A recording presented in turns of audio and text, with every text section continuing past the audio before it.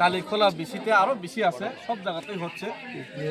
Election ডিক্লেয়ারও হতে পারছে না, সবাই এসে পড়েছে। তো স্বাগত জানাতে হচ্ছে সবাইকে।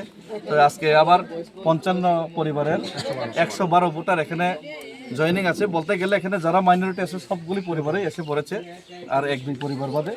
তো সবাইকে স্বাগত জানাই, সবাইকে ধন্যবাদ। যত্ন লামসব আর যে মির্জা কাঠলের রাজাপুর এলাকার আজকে কালীখোলাতে ম্যাক্সিমাম 90% বলতে গেলে সমস্ত আমাদের মাইনরিটি ভাইরা আজকে আমাদের সাথে সামিল হয়েছেন। তো সবাইকে আমি আমার ব্যক্তিগত পক্ষ থেকে এবং মথার পক্ষ থেকে, টিসেবের পক্ষ থেকে সবাইকে সাদরে স্বাগতম জানাই।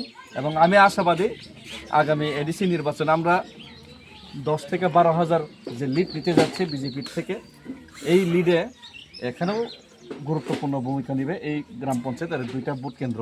এবং এরই সাথে সাথে এর 1 মাস পরে আবার ভিলেজ কমিটি নির্বাচন হবে, ওই জায়গাতেও কিন্তু আমরা মনে করি, আশা করি লামসাম বিনা প্রতিদ্বন্দ্বিতায় এই পঞ্চায়েতটা আমরা জিতে যাব।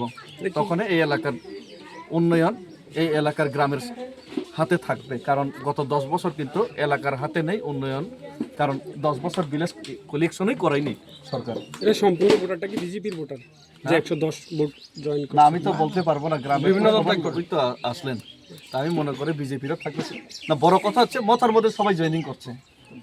ঠিক thank you. Long live, long live, long live, long live, long live, long live. ছেড়ে ত্রিপুরামথায় আগতদের জানাই স্বাগতম, স্বাগতম, স্বাগতম।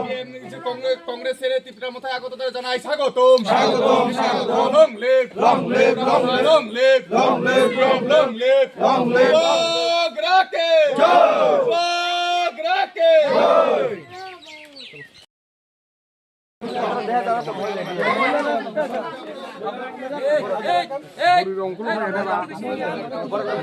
সামনের